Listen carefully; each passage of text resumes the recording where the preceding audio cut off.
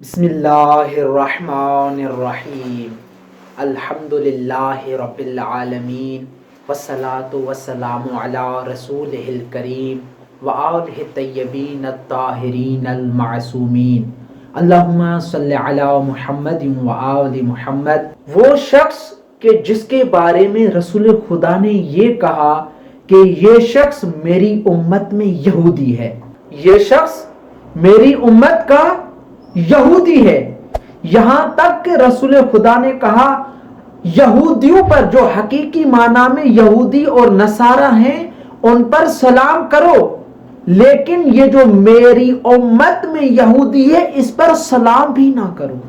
آئیے رسول خدا سے پوچھتے ہیں کہ یا رسول اللہ یہ کون شخص ہے؟ قال رسول اللہ صلی اللہ علیہ وآلہ وسلم، حضرت رسول خدا صلی اللہ علیہ وآلہ وسلم فرماتے ہیں سلموا علی الیہود والنصارى ولا تسلموا یہود امتی، کہ یہود اور نصارہ پر سلام کرو لیکن میری امت کے یہودیوں پر سلام نہیں کرو۔ فقال یا رسول اللہ من یہود امتک، یا رسول اللہ آپ کی امت کا یہودی کون ہے؟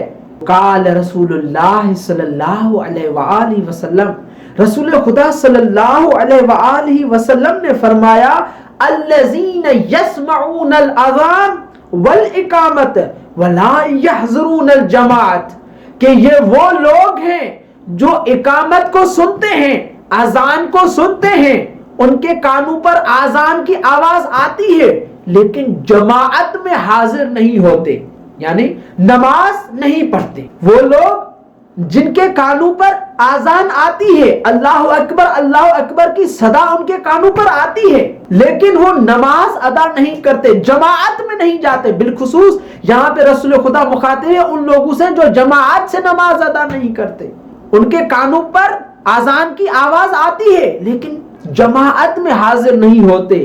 تو رسول خدا فرماتے ہیں یہ وہ لوگ ہیں جو میری امت کے یہودی ہیں، ان پر سلام بھی نہ کرو۔ خدا را جماعت کو اہمیت دیں، نماز کو اہمیت دیں۔ جب بھی آپ کے کان پر اذان کی آواز آئے یا اقامت کی آواز آئے تو جلدی کیا کریں نماز کی طرف اور جماعت کے ساتھ نماز ادا کیا کریں۔